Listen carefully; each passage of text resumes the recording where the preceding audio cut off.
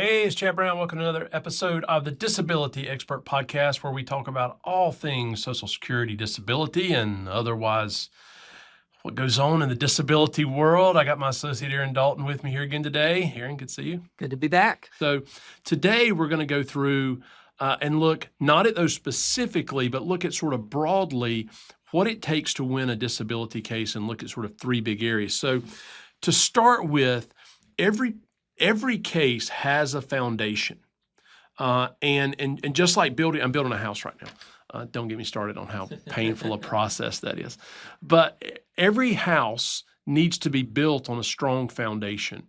And so when you look at the factors that make winning disability cases, a lot of times the base of that is going to sort of push it one way or another from the very beginning. But what I think people don't know but need to understand is a lot of what builds the base of a disability case is actually beyond their control. And so what I want to do today to start with is sort of look at what are some of the key components of the base of your disability case and really just bring to the listener some understanding, because it's not so much that you're not going to have these factors, because these factors are by and large going to be present in every case. But you need to understand how they work. So what I want to do is really just sort of dip our toe into the primary factors that are part of the guide, so that people can look at their own case and say, okay, if the base is formed here, where do I stand, right? So when you look at the base of the foundation of a disability case, I think it really starts with age. Yes. Yeah. So if you would, Talk to the listeners a little bit about age. Like, how does age impact disability cases? And as you can see, just like from the very jump, this is not a factor you have any control over. Nope. And I promise you, like, if you have the ability to control that, like if you have this time machine or whatever it is, like, let me know, because we've got a really good product. But the reality is you don't have any control over when you were born. You don't have any control over your age, but yet it's one of the biggest factors. So how does age work in building the base of your disability case? Well, just to jump in Social Security world, being older is a good thing. Essentially, when Congress was writing the rules, they decided that it's harder for older folks to adjust to a new line of work. And so that led to the creation of what we call the grid rules. Right. And they're called that because they're arranged in a grid-style Excel-looking spreadsheet. And there's really three age categories that we care about under the grid rules for adults. There's under 50, there's 50 to 54, and then there's 55 and older. Right. And so as you progress through the grids, what we have to show to win your disability case gets easier. So if you're in that first group, if you're in the under 50s, we have to demonstrate that there's no job that you can do in the U.S. on a full-time competitive basis, which we've talked about in other episodes. Right, sure. If you're in that 50 to 54 category, all we have to show is that you can't go back to your past work, you can't transfer skills from that past work, and you're limited to sedentary jobs, and then we can win your case. If you're in the 55 and over category, we still have to show you can't go to past work. We still have to show that you don't transfer skills to other work. But then if you're limited to light work, we can win your case. Right. So I think the big takeaway from age is, depending on how old you are, we may or may not have to prove that you actually can't work at any job. You know, I know I've told a lot of clients over the year, I get people on disability all the time that can work. They could do some type of job, and they look at you like you're from Mars. Like, what are you talking about? I'm like, no, you have to understand, because of the different age categories, people who are limited to certain ranges of work, who can't do their past work they've done in the last 5 years, they're going to be deemed disabled by the Social Security Administration. So age is super important. It's the age at your alleged onset date when you say you became disabled. So there's a treasure trove of understanding of strategy we could get into there, so age is part of the foundation. I think the next sort of linchpin of foundation is education. So how does education factor into disability case base? That's sort of the base of your case. This is one that can kind of catch people off guard, because in this situation, the more education you have, actually the more difficult it can be to win your case. So there's three real main categories of education that we look at. There's high school and above. So that includes GEDs, high school diplomas, bachelor's degrees, in anything high school and above. There's limited education, which is generally looked at from 7th to 11th grade. And then there's marginal education, which is essentially 6th grade and below. Right. And so the assumption is the less education you have, the harder it's going to be for you to do semi-skilled or skilled work. Whereas the more education you have, maybe there's more job opportunities open to you in semi-skilled and skilled. Yeah. So the reality is that having a lot of education, while beneficial for most of your life, is not helpful in your disability case. That's right. Where having limited education or even a marginal education, like is really positive to your disability case. So once again, it's not a factor you really have any control over at this point. I mean, theoretically, if you don't have a high school diploma, you can go back and get your GED. But for most of our clients, education is set. They need to understand, though, that it is going to impact their case. So we have age, we have education, and then the next, I think, really sort of cornerstone of it is their prior work experience, which really is an issue of work skills. So how does that work? So with the work skills, a lot of this comes into both step 4 and step 5. So it's looking at, can you go back to the exact job that you left, or does that exact job that you left have some transferable skills to a similar line of employment? Right. So the 3 types of jobs that we're looking at are unskilled work, which generally is something that's going to take about 30 days to learn how to do. Right. And of course, if it's unskilled, there aren't transferable skills. Semi-skilled is kind of the next step up that ladder. It's jobs where maybe there's some limited decision making or they're a little bit technical. They might take a couple of months on the job to learn. And there sometimes are transferable skills there, but generally a semi-skilled job is going to be fairly industry specific. In a semi-skilled job too, as opposed to an unskilled job, typically you're looking at people who have some level of certification. Maybe they had to get a CDL, for example, to be a truck driver. They had to get a certification to be a CNA or a phlebotomist. You're looking at, there's some educational requirement beyond just you can show up and learn on the job. There's also sort of what I guess we call battlefield semi-skilled work, like say you're a cashier at a convenience store, but you get promoted to shift manager, so you have a little bit of decision making and managerial responsibilities. And then there's skilled. So what does skilled sort of look like? So skilled work, those are the jobs that generally are going to take years to learn how to do. There's usually a minimum education requirement. So these jobs might require you to come in with an associate or a bachelor's degree, or they might require some trade school education or apprenticeship type jobs. Yeah, and with skilled too, there are sort of battlefield promotions to skilled. So sometimes you'll see we'll have older employees who maybe have worked in a factory for 20 or 30 years or some plant, and they've sort of worked their way up. They learned how to use the machines, and then they learned how they were integrated, and then they worked themselves into management, and they're performing a skilled job, even though they may only have a high school education, but the job they're performing is skilled. That's right. Another great example we see a lot of times would be like a department store sort of sub-department manager. So maybe you're over the deli at Walmart and you've been there long enough, you know how it runs, and that starts to look like a skilled job. Yeah, and so you look at these core factors, age, education, and work experience. I think people need to understand you need to not only know what they are, you need to know how they work together, because how they work together often is going to define how strong your case is before we even ever really talk about what your medical conditions are. So for example, someone who's 58 years old with an unskilled work history who has a limited education is going to be treated very favorable under the grid rules. You know, we really need to do an episode on the grid rules and explain those. But there's some stuff on our website, I think, about the grid rules, and there's plenty of stuff online about them. But for example, someone who's maybe 48 who has a skilled job, who has a college degree, like it's very difficult for people like that to get on disability. So just, you know, sort of, like I said, I just want to dip our toe in here in the base factors. Age, education, work experience are there. The other thing I think people need to get right from the beginning is their alleged onset date. Absolutely. So talk a little bit about what is the alleged onset date and why does that sometimes become an issue, but you have to resolve it at sort of the base level. One of the first questions that the judge is going to ask at any given hearing is going to be, why did you become unable to work on your alleged onset date? Right. And if you stumble around and say, well, that's not a great start to your disability hearing. Right. So picking out that date is very important.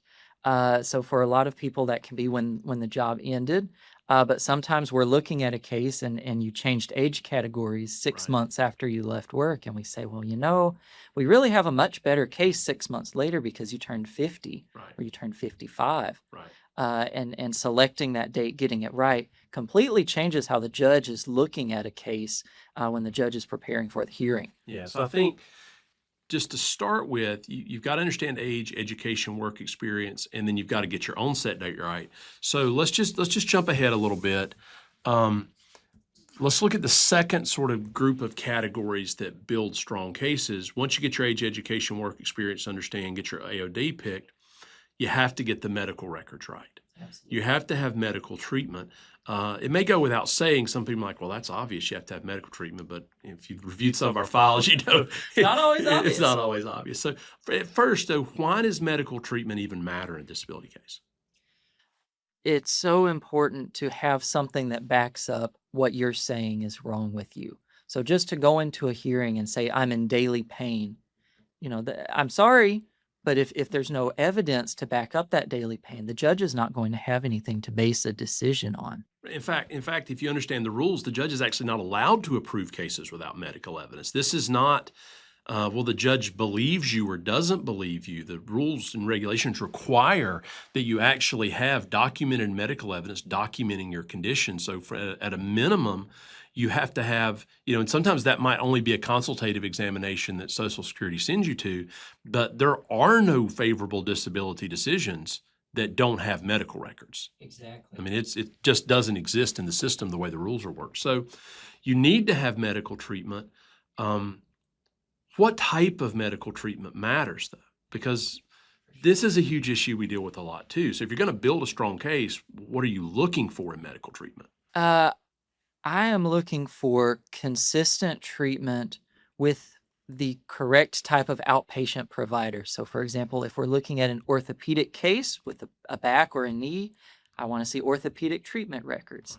What I don't want to see are emergency room visits only. And the only treatment is every 6 months we go to the emergency room when the condition is at its very worst. Because the judge has to be able to see that, you've tried to improve, you've done what the doctors told you, and if it's just intermittent treatment on an emergency or urgent care type basis, that's very difficult. So you need consistent treatment, because if your condition is consistently bothering you, then you should consistently be seeking medical treatment to pursue it. But it's not just medical treatment, it's specific medical treatment. And a lot of times, if you understand how even the health insurance space works, like if you have a knee problem, you need to get to the orthopedic so that you can get the correct MRI ordered so that we can actually get the objective evidence that's going to be there. It's a real problem for people that don't have insurance.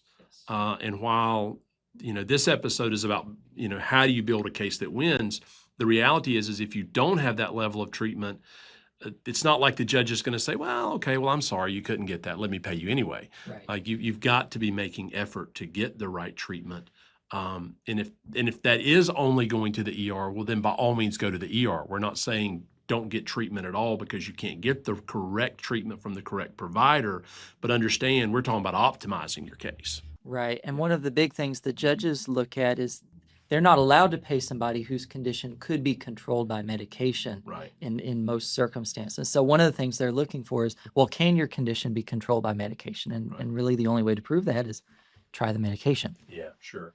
So with the medical record development, the other thing, though, that people need to understand is the medical records are driving to ultimately producing your residual function capacity, which is going to determine what you can and can't do, which gets us back to this concept that I like to talk about called the golden chain of evidentiary progression. Fancy phrase that basically means your diagnosis needs to support your symptoms, needs to support your functional limitations. And one of the ways that you can see the medical records are necessary is because we need that diagnosis. We need the condition diagnosis, and that condition diagnosis in conjunction with your testimony is going to say, okay, well, it makes sense that you have a significant knee problem and you have pain. Okay. And so now we've got from the diagnosis of degenerative or whatever it is in your knee to I have pain to the functional limitation of, well, I can't stand for more than 10 minutes, or I can't sit for more than 20 minutes, or I can't climb stairs. That people need to understand. Ultimately, when you're building your case, you're trying to build from diagnosis to symptom to limitation in a chain. And the best way to do that is through your medical records. One other thing I think people need to understand about medical treatment, though, is compliance. Yes. So can you talk a little bit about compliance and what that means and how those issues come up? One of the things we touched on was the judges can only pay a case if the symptoms can't be controlled by medication. So if you're non-compliant with your medication, one, that starts to look like, well, maybe if you took the medication, you wouldn't have these issues anymore. And it's hard to prove a negative. Right. And the other side of that is, well, maybe your symptoms aren't as bad as you're saying they are if you don't need the medication. Exactly. Right. Also a credibility issue. Yeah, sure. The other thing that it really does is it sort of is a signal to the judge that this is a serious problem for you. You're doing what the doctors are recommending. You're trying your best to get better, and you're still not able to work. That looks like a very different case than, well, I tried this one thing, but it didn't help, so then I didn't go back. Yeah. And that starts to raise questions for the judge. So not only do you need medical treatment and you need it from the right doctors, you need to do what they tell you to do. We used to talk about, I don't know if we talk about it as much anymore, but there's a concept in law called the doctrine of clean hands, which basically says in a disability context, what that means is, Your Honor, I am here unable to work despite doing everything I could possibly do to be able to work. That is, I've gone to the doctors I could go to. I've tried the medicines they suggested. I've tried that therapy they've suggested. But despite my best efforts, I come to you unable to work. Right. So I think that's helpful. So in building your case, though, I think the last cornerstone that people need to understand is credibility. So you have these factors that you can't control: age, education, prior work. You have some that you have some level to control: your medical treatment. You certainly can control whether you comply with recommendations or not. But at the end of the day, at one level, your whole case falls on your credibility. Yes. Believable clients win cases. Yes. So start with what is actually, when they're talking about credibility in a disability case, it actually has a pretty specific definition in the regulations. So what do we mean when we talk about credibility in a disability case? Really, in a disability case, credibility comes down to consistency across the different records. Credibility is not supposed to be a character inquiry. Are you a good or a bad person? Right. It's supposed to be, did what you put in your function report line up with what you told your doctors, line up with what you testified to at the hearing? Right. So when the judge is looking at credibility, what they're saying, what they're looking at, for example, if you go back to the golden chain of evidentiary progression, what they're saying is it believable that a diagnosis of tricompartmental degenerative disease in your knee would cause pain in your knee? Well, yeah, sure, that would make sense. Would pain in your knee from that diagnosis cause you to have the inability to stand or weight bear for 5 hours a day? Makes Right. sense to me. Yeah. So, and then if you're able to come in with that and say, okay, and I tried the pain medicines and they didn't work, or the side effects were such that I couldn't take them, or whatever it is, Right. then what you're starting to look like is, oh, this is someone who's telling me the truth, not just because I believe them, because they appear to be a credible person with a strong work history, with job skills, who's giving up earnings to be here, and some other factors that come into credibility. But the evidence is consistent with what you would expect for someone who has those problems, and what they're testifying to in terms of limitations is consistent to what you would expect from a person who has the diagnosis that has the symptoms. Exactly. Yeah, so that's a very specific sort of understanding of credibility, but that's what the judge is supposed to do. How do you accomplish that, though? Like, how do you build the record that gives you that credibility? One of the most important things I think our clients can do is not minimize their symptoms and also not exaggerate their symptoms. Right, If sure. at every visit you're saying exactly what your symptoms are and your doctors are recording that and that's consistent for the 3-year period you've been waiting to get up to this hearing, Right. that builds a very different case than somebody who, is either going to the doctor and every time saying, "Well, I'm fine, doc. I don't really have anything wrong today." Or somebody who's sort of catastrophizing and every day is the worst day ever, and the records don't support that. Yeah, like it's always, you just want to bury your head in the hearing when the judge says, "Well, what do you do every day?" And they say nothing. Somebody, you're doing You're doing something. I don't know something. what you're I doing. mean, you could just be, you could be in bed all day, but that's really unreasonable too. There's very few people. I mean, honestly, that usually don't get to hearings. Like if you really have that catastrophic level of injury, and let's just say you're in, supported assisted living all the time, and in those cases, generally get, not always, but generally they're going to get approved. And so I think you really have to understand that both sides of the truth are bad. Yes. Exaggerating your symptoms it's just not reasonable. But when you minimize them, then you don't give the judge something to hang their hat on, because they look at the records and go, "Well, you keep saying you're okay." What never ceases to amaze me, though, is how many times people, because of their upbringing or whatever it is, they just don't want to complain. Right. They feel like you're complaining, and you have to get them to say, "No, this is not about complaining. This is about what are the facts, Right. and how do they go." So finally, I think in looking at credibility, you certainly need to understand your credibility is not just consistency with the medical record, just consistency with your daily life. Yes. So talk a little bit about that in terms of building a solid case with credibility. How does sort of your ADLs come into that, activities of daily living? ADLs have a way of finding themselves into the records. What's the saying? Murder will out, so will ADLs. Yeah. ADLs will out. So if you show up to every doctor's appointment using a cane, and that's documented, but then there's one ER visit where you fell off a 10-foot ladder because you were up on the roof. That's gonna raise some questions about where was that cane when you were climbing up the ladder. Yeah, sure. I had a non-Social Security case once where my client basically alleged something to the effect of she had a back issue where she needed almost the equivalent. It was a cane or walker. I don't remember. It's been a long time ago. This was a private long-term disability case, and they had surveillance video, and she was actually doing backflips, helping her daughter's gymnastics program. And that case didn't get ongoing benefits, as you could imagine. But I think it's an extreme example of understanding your activities of daily living need to be consistent with what you're telling your doctors and what would be reasonable in light of what your conditions are. And the scary thing is that it doesn't take but sort of one of these incidents to undermine hundreds of pages of positive records. Absolutely. Yeah, it seems like the judges are more than willing to say that you lied 50 times but told the truth here, that maybe there was a misunderstanding, which, and sometimes there are misunderstandings. You get records in electronic records that get duplicated. Yeah. Sometimes you get ER records that aren't, the triage nurse doesn't fully explain what happens. But I think the takeaway is you need to be credible. Credibility is about consistency with your activities of daily living and your medical records with your diagnoses. But if you can demonstrate yourself to be credible, then the judge has a really hard time discounting your testimony. Right. Because if the records are there and the records support it and your life supports it, then what contradicts it?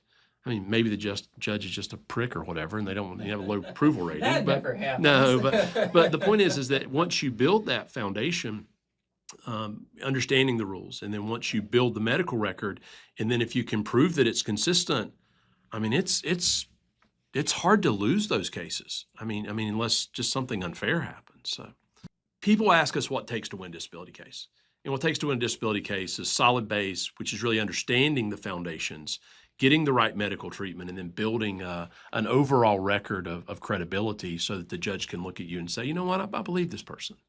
There's a lot more factors that go into it, but if you just get those components right, you're going to be a long way towards getting a favorable disability decision. So That's it. That's a wrap. Another episode of Disability Expert Podcast. Check out our assessment checklist. It goes through all of these factors there's 52 total, I think. And it really gets into detail about how you build a case, what's good, what's bad, how you handle it. And I think if people use that, they're going to have a really good chance to build a strong case. So till next time, subscribe, and thanks for watching.